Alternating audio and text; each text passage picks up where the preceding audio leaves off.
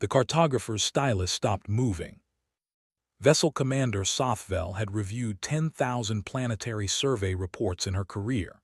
She had cataloged gas giants with storms older than her civilization, mapped the bone-white surfaces of dead moons, filed documentation on 17 species of varying intelligence across 4 galactic arms. She had never once stopped mid-stroke.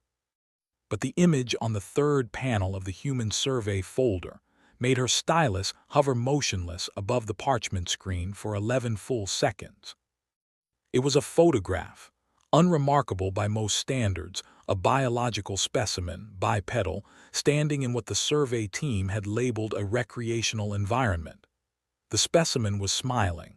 That part was not unusual. Many species expressed contentment through facial arrangement.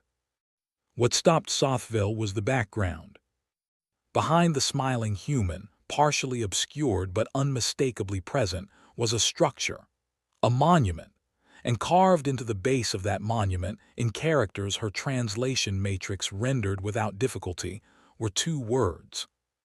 They returned. Returned from where, the survey report did not say. The survey team had not thought to ask.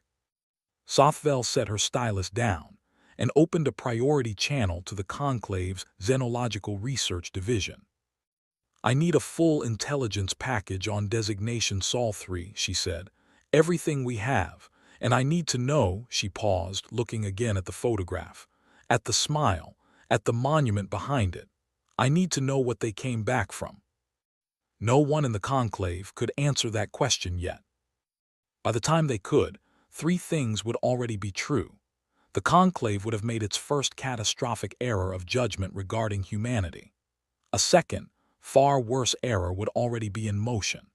And the word Deathworld asterisk, which had existed in xenological databases as a dry taxonomic category for 90 years, would have acquired a meaning so visceral that senior researchers would later describe physically recoiling from the updated definition. But all of that was still ahead. The intelligence package arrived in 72 hours. Sothvel read it in 6. What the Conclave knew about humans in that period could be summarized with uncomfortable brevity.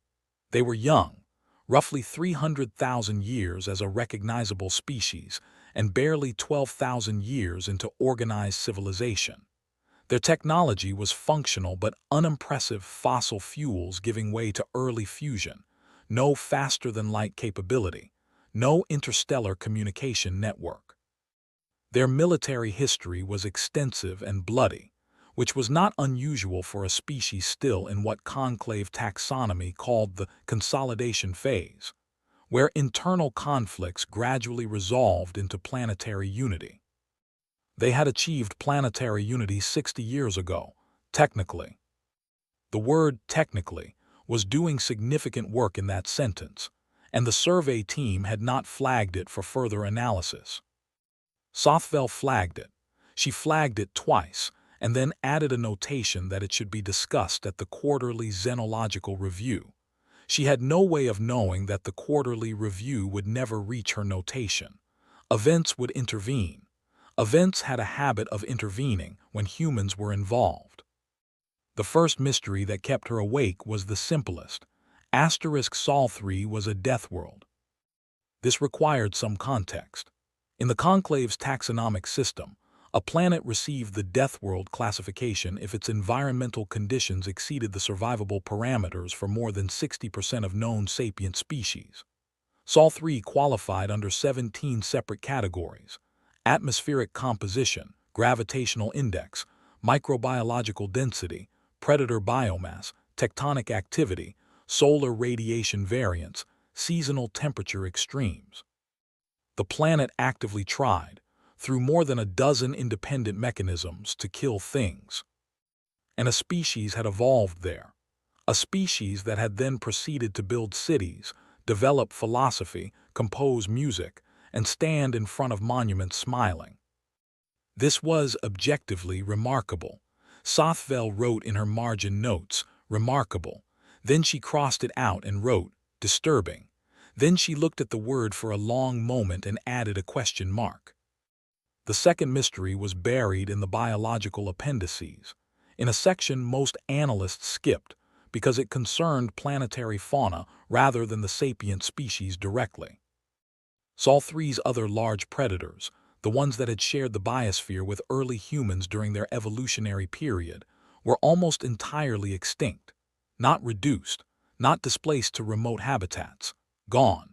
Gone with a thoroughness and speed that the geological record showed had no parallel in the planet's history. Every mass extinction event Sol-3 had experienced over 4 billion years had been gradual, driven by climate or asteroid impact. This one was fast, surgical. And it coincided precisely with the acceleration of human civilization.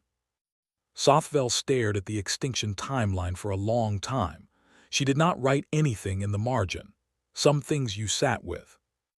The third mystery was the monument. She pulled up every image the survey team had collected.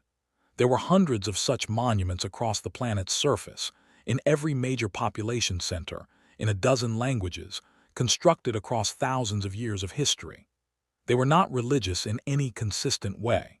They were not purely political. They defied the taxonomic categories the conclave used to classify sapient memorial culture because they did not cleanly celebrate victory or mourn defeat. They did something stranger. They celebrated asterisk return. Mountain climbers who had turned back from summits and come again. Soldiers who had survived wars their historical records suggested were unsurvivable. Expedition crews who had been stranded in environments that, according to Sothvell's physiological data, should have killed them within days. Patients who had survived diseases their own medical literature classified as terminal. The monuments were not saying we won. They were saying we came back. The distinction, Sothvell wrote in a new margin note, matters. I don't yet know how, but it matters. She submitted her request for a formal first contact assessment team 2 days later. It was approved in 3 weeks. The team was assembled and launched 4 months after that. The team's mission briefing described humans as a young, moderately capable species, likely to respond well to diplomatic contact given their demonstrated interest in extraterrestrial phenomena and their current phase of post-consolidation governance development. Sothvell was not on the mission briefing committee. Her margin notes were not included in the briefing document. The team arrived at Sol-3 with complete confidence. Ambassador-designate Prithaum had conducted 7 first contact operations. He was considered one of the conclave's finest diplomatic specialists. He was gracious, patient, perceptive, and possessed of a genuinely warm regard for emerging species, which was rarer in the diplomatic corps than the recruitment materials suggested. He made his first error 40 seconds after the initial communication channel opened. The human representatives on the other end of the channel were visibly startled when the translation matrix engaged. Not frightened, startled, and then immediately, almost aggressively curious. They leaned forward. They asked questions before he could deliver the formal greeting sequence. One of them, a small woman with an expression that the behavioral analysis subroutines initially flagged as hostile and then reclassified as intensely focused, interrupted him mid-sentence. "Wait," she said. Wait, how long have you known we were here?" Prithaum blinked. "The survey mission that identified your civilization as sapient was conducted 93 of your solar years ago." There was a silence, not a brief silence, a long one. 93 years, the woman said. She was not asking. She was doing something with the number internally, and her expression had changed in a way the behavioral subroutines couldn't cleanly categorize. "You've known about us for 93 years, and you're only making contact now. Protocol requires." "What were you waiting for?" Prithaum explained the conclave's standard observation period. He explained the assessment thresholds. He explained the consolidation phase requirements. He was thorough and professional and genuinely kind about it. The human woman listened to all of it. When he finished, she nodded slowly. "So you watched us," she said, "for 93 years. While we were fighting our wars and burning our forests and losing people to diseases we couldn't cure, you watched and you waited to see if we were worth talking to. That is a somewhat reductive characterization, but accurate. Another silence. Prithaum was experienced enough to recognize that something had gone wrong in the opening 30 seconds that he did not yet have the vocabulary to name. He logged the interaction as unexpectedly complex and moved the diplomatic proceedings forward. He had made his second error without realizing it. The first error was the 93-year revelation. The second error was assuming the first error was the only one. The formal diplomatic proceedings lasted 11 days. They were, by conclave standards, extremely successful. The humans were engaged, organized, and sophisticated negotiators. They asked incisive questions about interstellar trade protocols and conclave membership structure. They proposed amendments to 3 of the standard contact agreements that the diplomatic team privately acknowledged were improvements. On the 9th day, one of the junior xenological observers, a young researcher named Ven Thao, whose job was essentially to watch the human delegates and take notes, sent a flagged communication back to the ship. The humans, he wrote, keep asking about the Keth-Savar. The Keth-Savar were not on any diplomatic agenda. They were not a topic that had been raised. The humans had found a reference to them buried in a conclave technical document, a standard disclosure packet released as part of the first contact information exchange, and had pulled that thread with the quiet, unhurried intensity that Ven Thao was beginning to recognize as characteristic. The Keth-Savar were the closest thing the conclave had to an existential threat, a spacefaring civilization of extreme capability and zero diplomatic interest, currently expanding through the galactic arm that contained, among other systems, Sol. Why? The human woman asked on the 11th day. She had become the de facto lead of the human delegation, not through formal appointment, but through a gravitational force of personality that Ven Thao found fascinating. Is there no mention in any of your materials of what the Keth-Savar have done in systems they've absorbed?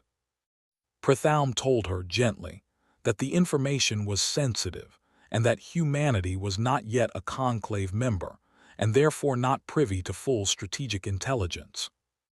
We're in their expansion path, she said. You are at present outside the immediate.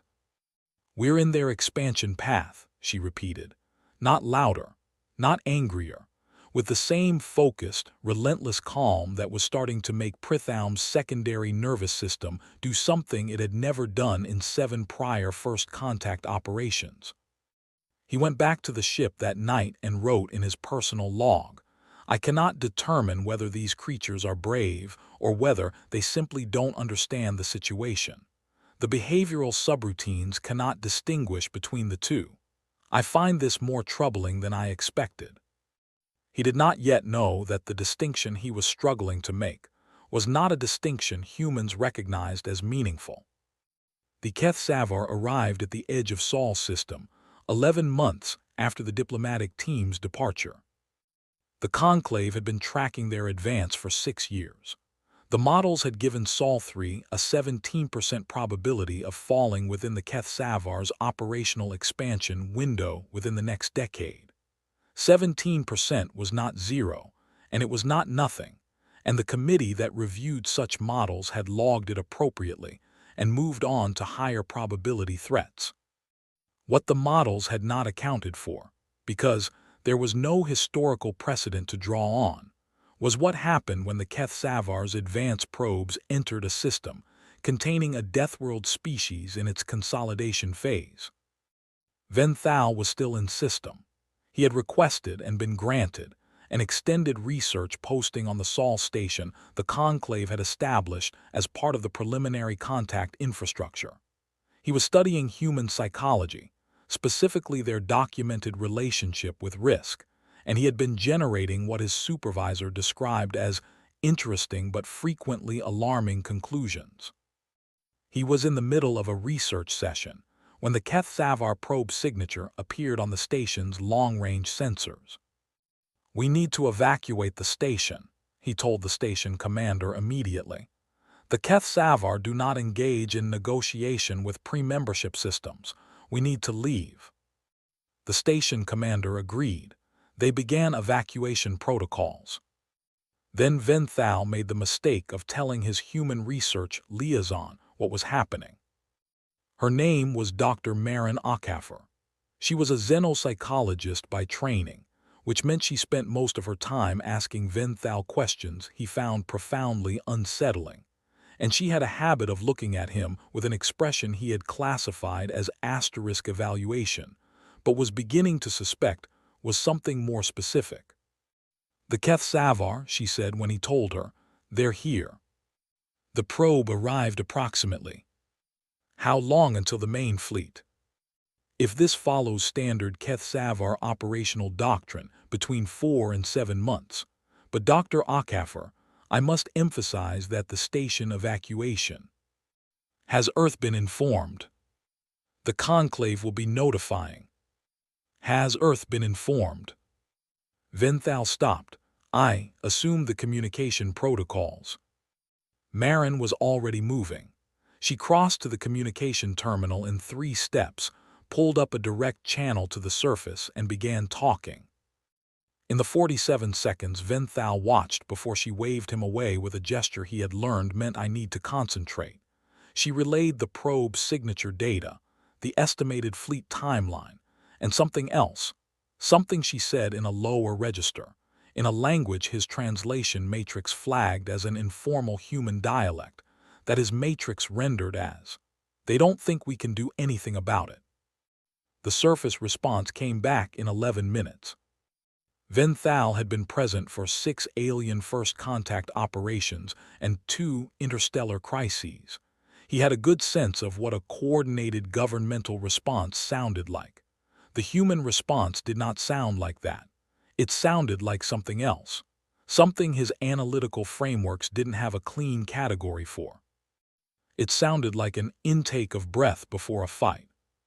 Here is what Venthal thought was happening in the following 3 months. He thought the humans were attempting to appear prepared. He thought they were constructing a diplomatic posture, assembling whatever military assets they possessed as a gesture of sovereignty, rather than an actual defense strategy. He thought, and this is the conclusion he had logged formally in a report that went to 3 conclave divisions, that the humans were performing readiness in the hope of deterring the Keth-Savar through a display of resolve. It was a sophisticated analysis. It was supported by the behavioral literature on consolidation phase species confronting existential external threats. It was, as Venthal would later describe in testimony before a conclave review panel, completely and catastrophically wrong. What was actually happening would take him much longer to understand, and understanding it would require him to revise several conclusions he had believed were foundational to xenopsychology. The first indication that his analysis was incorrect arrived in month 2. When Maren came to his research station at the beginning of a working cycle and sat down across from him with a mug of a hot liquid, she consumed in large quantities during periods she described as demanding. "I need to ask you something," she said. "Of course." "The Keth-Savar, they've absorbed other civilizations before." "Yes." "What happened to those civilizations?" Venthal considered how to answer. "The absorbed species continue to exist," he said carefully. "Their infrastructure is integrated into Keth-Savar operational networks. Their populations are reorganized to serve Keth-Savar resource and labor needs." Maren looked at him. "That's a very careful answer." "It is an accurate one." "Is it the whole answer?" The pause that followed was, in retrospect, its own kind of answer. The absorbed species typically experience a significant reduction in population during the integration period, he said. The specifics vary. The Keth-Savar integration protocols are not. designed with the welfare of absorbed populations as a primary variable. How many species have tried to resist? Several. What happened to them? Venthal looked at his research notes. Then he looked at Marin. She was watching him with the expression he had never quite correctly classified, and he realized suddenly, with a clarity that surprised him, that he had been misclassifying it for months. It was not evaluation. It was not simple focus. It was the expression, he understood now, of someone who was calculating something, and who had already accepted the cost of the calculation before knowing the full number. The resistance attempts were unsuccessful, he said. Marin nodded once. Thank you, she said. She picked up her mug. We're going to need everything you have on their tactical doctrine, whatever you can pull from Conclave archives, whatever the Conclave will actually release versus what they'll say is sensitive. Dr. Akefer. Marin, I want to be clear about what you're describing. The Keth-Savar fleet capability exceeds anything humanity currently. I know. And the Conclave's position is that direct military engagement represents. I know what the Conclave's position is, she said. There was no bitterness in it, no anger. She said it the way someone states a fact about weather. I'm asking about their tactics, not their opinion. Venthal sent the request to Conclave archives that afternoon.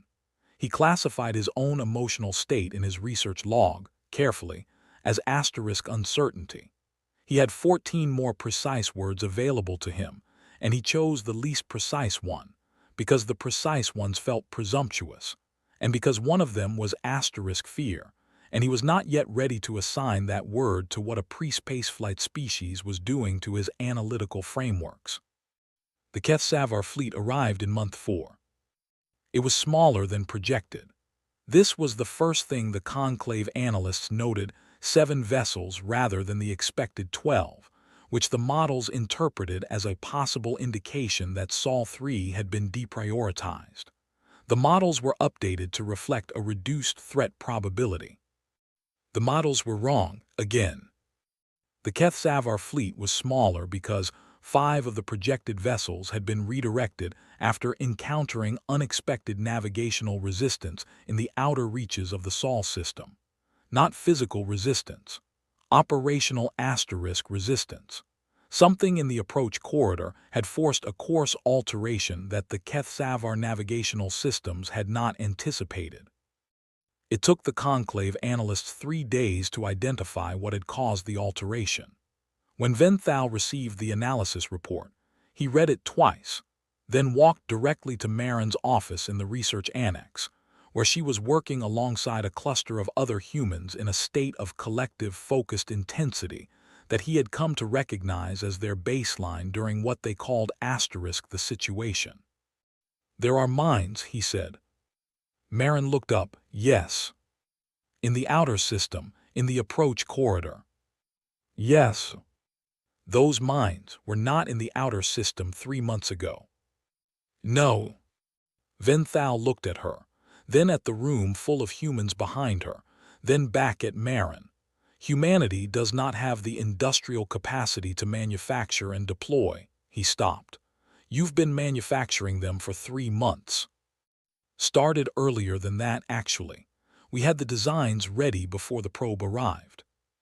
The words settled into the room. You had the designs ready, Venthal said slowly, for ordnance specifically effective against Keth-Savar hull configurations, before they arrived, before we identified them as a direct threat to your system. Marin looked at him steadily. The Conclave's first contact information packet included a list of every spacefaring civilization the Conclave had ever catalogued. The Keth-Savar were on that list. Their expansion rate was on that list. The math wasn't complicated. Venthal sat down. He did not do this consciously. His legs simply declined to continue holding him up. You designed weapons against them in the 11 months between our departure and their arrival. We designed 3 different weapon systems. The mines were the simplest. We wanted something deployable in the outer system without requiring crewed vessels to maintain position. She paused. The other two took longer to test. You tested them. We couldn't deploy something we weren't sure would work. Venthal became aware that he was gripping the edge of the desk. He released it. He thought about his research logs, about the 3 months of reports he had sent to the Conclave, about the word performing that appeared in nearly every assessment he had submitted regarding human defense activities. My reports, he said. I described your activities as a deterrence performance. I told the Conclave you were building a posture rather than a capability. Marin's expression did something small and complicated. I know. You knew I was misreading the situation. I suspected. Why didn't you correct me? The question sat between them. Marin set down the document she was holding and gave him the full weight of her attention. Because if you were sending those reports to the Conclave, she said, and the Conclave's position was that we couldn't meaningfully resist, then the Conclave might not interfere. Venthal processed this. The full architecture of it took longer than he expected. You wanted the Conclave to believe you were performing, he said, so they would stay out of the way. We didn't want anyone offering us a diplomatic solution that would require us to stop. Stop what?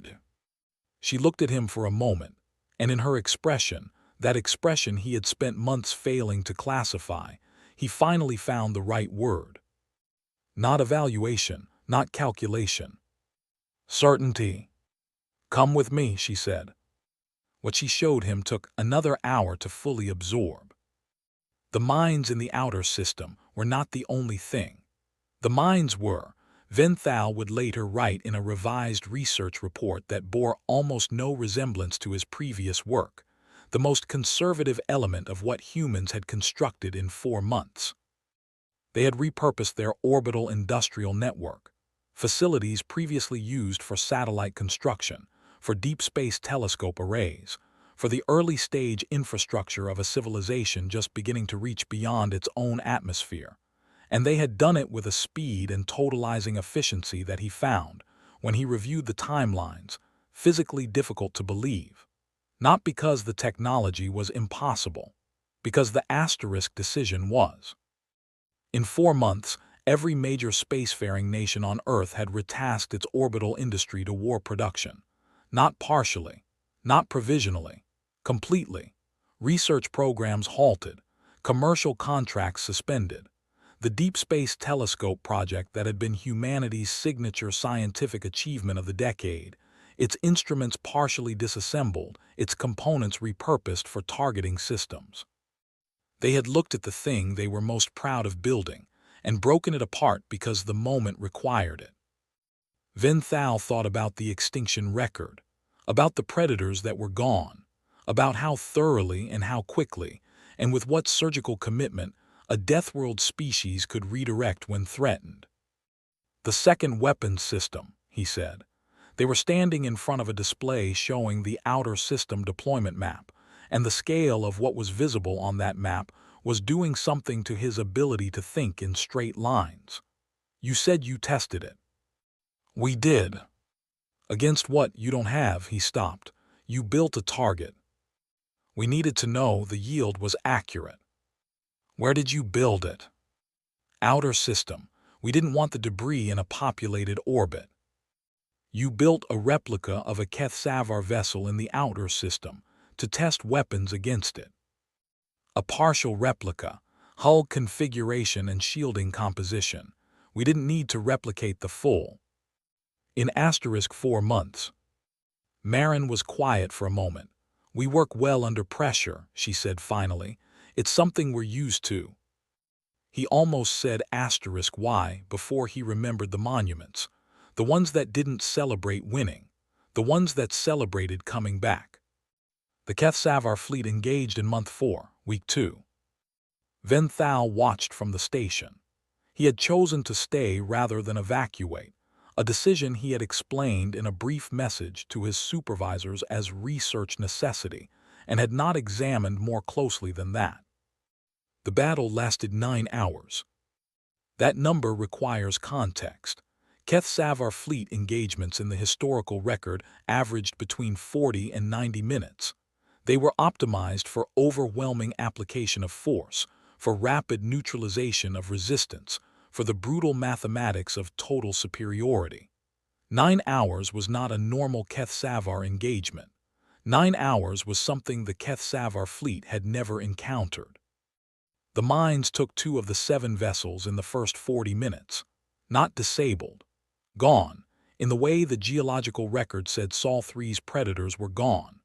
The remaining 5 vessels reconfigured and advanced, because the Keth Savar's experience with resistance attempts did not include a category for this, and their doctrine did not have a protocol for retreat.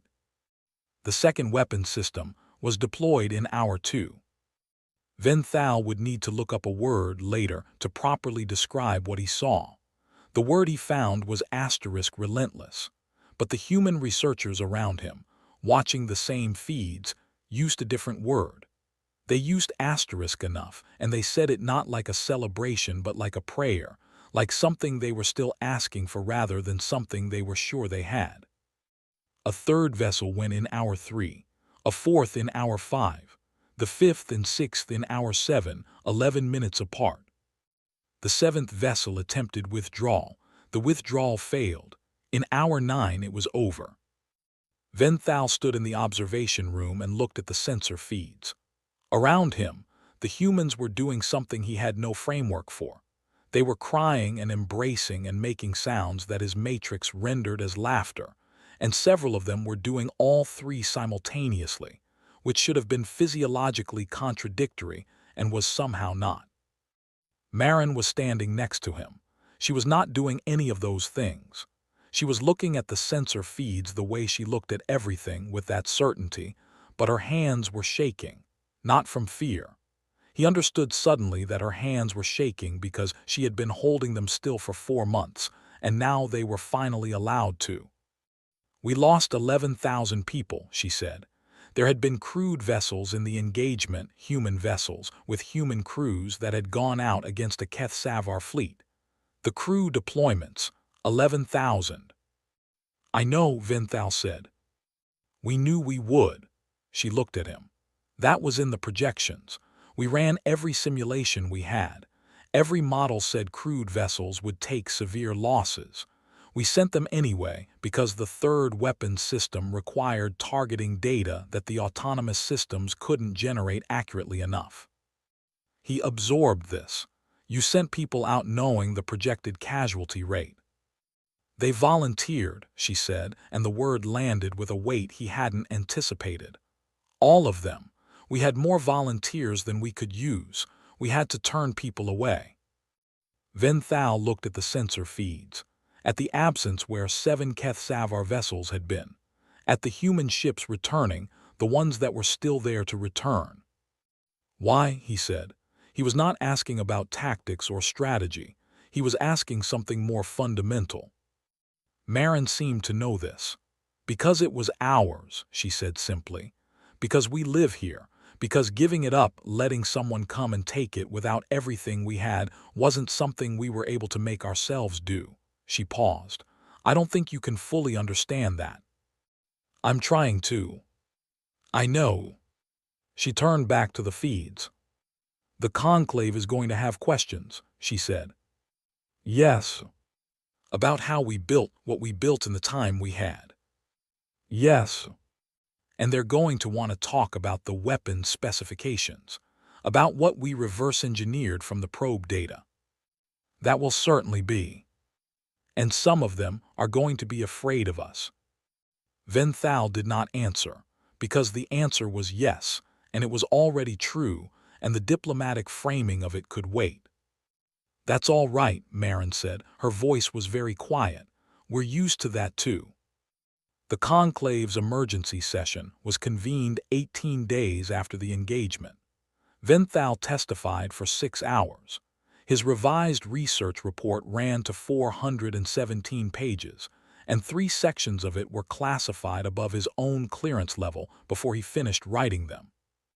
The session had been called to discuss the asterisk implications of what humanity had done, and the debate about those implications was heated and long and split the conclave along lines that would take years to fully map.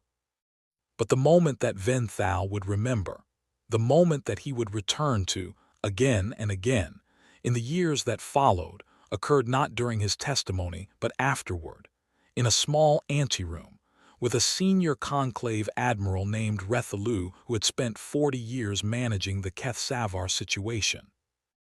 Rethalu sat across from him and said, "Tell me something true, not the report, not the diplomatic language, something true."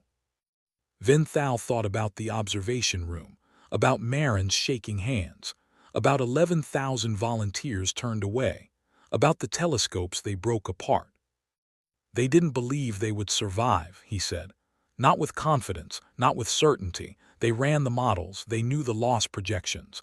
They built the weapons anyway. He paused. I spent 6 months trying to understand if they were brave or if they simply didn't understand the danger. I concluded eventually that the question is wrong. Why? Because they understood the danger completely, and they found the danger insufficient reason to stop. Rethalu was quiet. There's something else, Venthal said. The third weapons system, the one that required crude targeting data, the design the engineers submitted. I looked at the original proposal. And it was submitted 8 years ago by a research team at a human space agency as a theoretical defensive concept, before the Conclave made contact, before the Keth-Savar were on any human database. He looked at the Admiral. They were designing weapons against hypothetical threats they had never encountered, because the possibility of the threat was sufficient to begin the work. The Admiral looked at him for a long time. A pre-contact species. Yes. Designing theoretical defense systems against interstellar threats. Yes. Because they imagined something might someday come. Yes. The anteroom was very quiet. What are they going to become? Rethalu said, not rhetorically, as a genuine question to a xenopsychologist who had spent 6 months making the wrong conclusions and 4 months watching the right answer. Venthal thought about monuments, about what they said and what they didn't say, and the specific grammar of a species that had survived a death world by simply declining to stop. I don't know, he said honestly. I don't think the question has an answer we have the vocabulary for yet. He thought about Marin's expression, the certainty, the shaking hands. But I know this, he said. They have already decided, somewhere deep in whatever they are, that they are not finished. That whatever happens next, they will find a way to come back from it.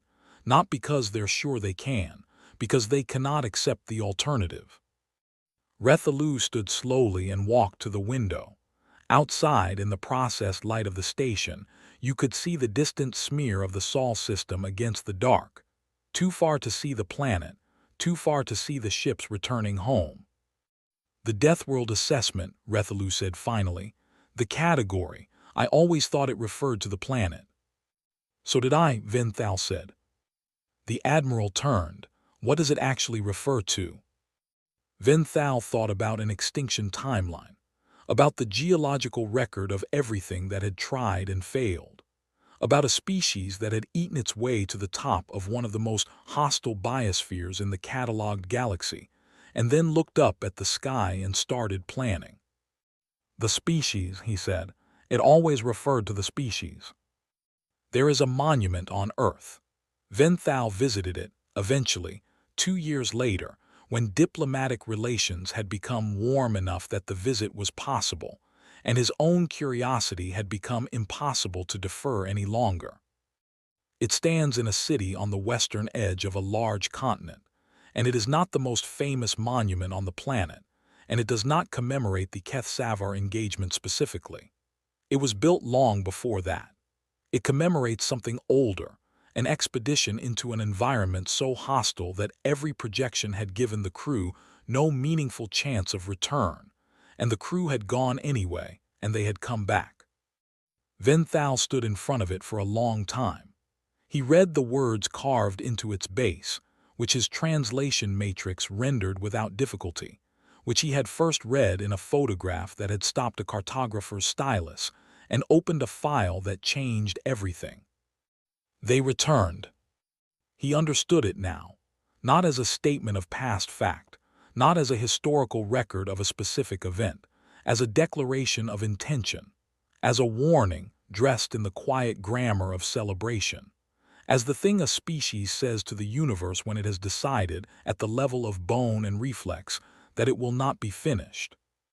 Somewhere in the outer system, 11,000 names were being inscribed into a memorial that humans were building in space, their first permanent structure beyond their home world.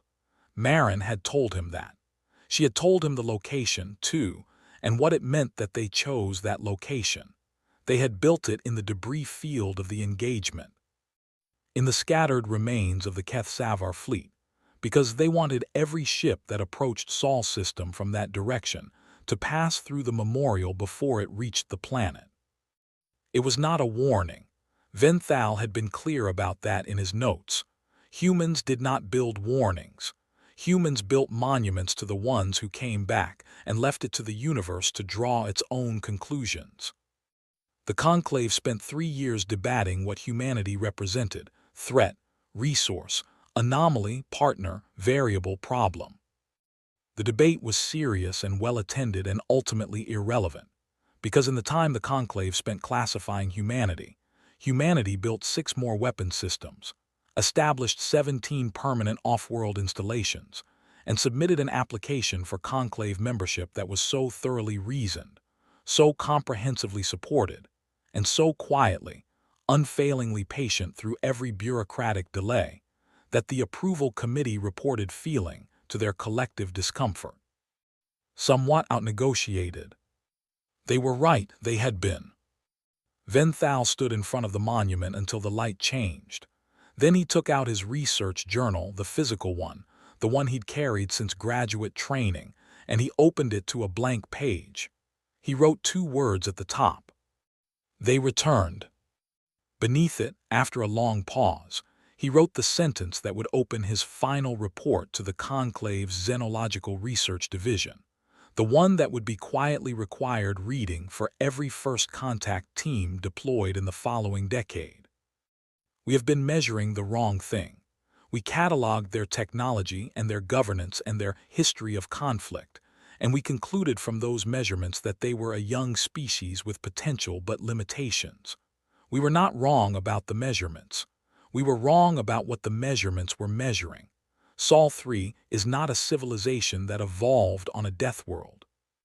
Sol 3 is a death world that learned to think, and then looked up, and decided that the rest of the galaxy was simply a larger version of the problem it had already solved. He closed the journal. Around him, the city moved and breathed and produced the low, constant roar of 11 billion people going about their ordinary lives, and it was, he understood now, the most extraordinary sound in the catalogued galaxy. Not because they had won. Because they had already started preparing for what would come next.